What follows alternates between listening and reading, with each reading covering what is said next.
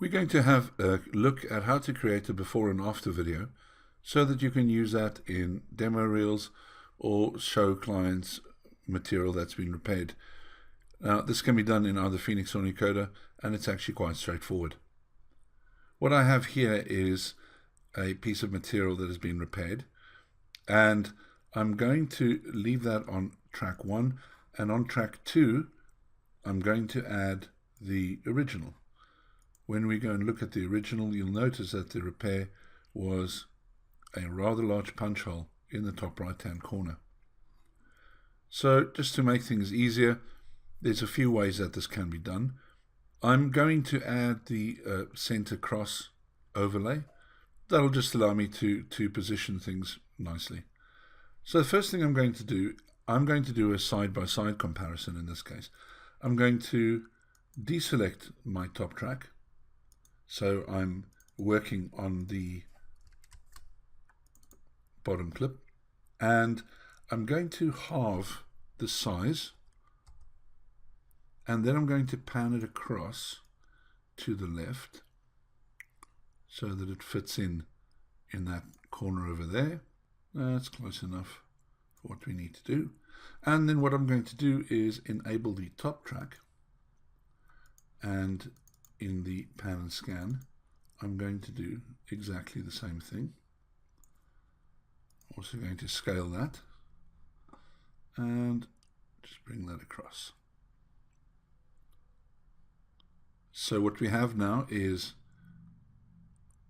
on the top track the picture on the right, and on the bottom track the picture on the left. Now I need to have both at the same time. What I'm going to do is on the top track I'm going to add a composite effect, which will add this effect down at the bottom of the stack. And the other thing I need to do is to give it a shape to composite through. I'm going to go to my shape tool in the base layer. Now if you don't have a base layer, if it's a Phoenix tool, you might choose virtually any tool that you have and just use the shape portion of that. So I might use the linear to log tool as a user effect. I'm not going to enable the tool, but I'm going to use the rectangle, and then I'm going to just invert it, and importantly I'm going to tell it that I would like to output the alpha channel from this layer. And all that does is it makes the alpha that is created by the shape available for compositing. So you can see that we have the inverse alpha there, and that is why we can see the bottom image. So what we have now is the original on the right and the fixed version on the left. Now another way that we can do this is if we go and copy the repaired version, and I'm just going to reset the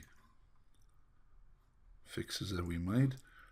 Once again going to put in the new source, and what I'm going to do in this case, I'm going to do something called a butterfly.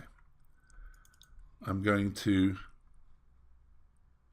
mirror the top image, and I'm going to leave the bottom image the way that it was. For the bottom image I'm going to pan it across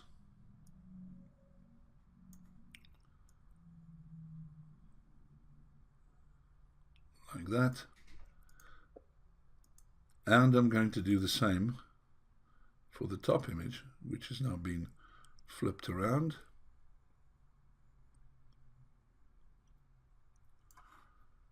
And then we're going to do the same thing. I'm just going to use the linear to log tool as a way to get to my shapes.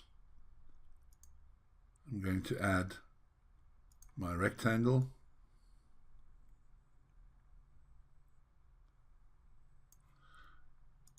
I'm going to invert that shape and output the alpha to the top layer and add my composite effect. So what you'll see now is that we have a very clean comparison, a very nice comparison. And the two edges are pointing to each other, so it's very easy to see the result.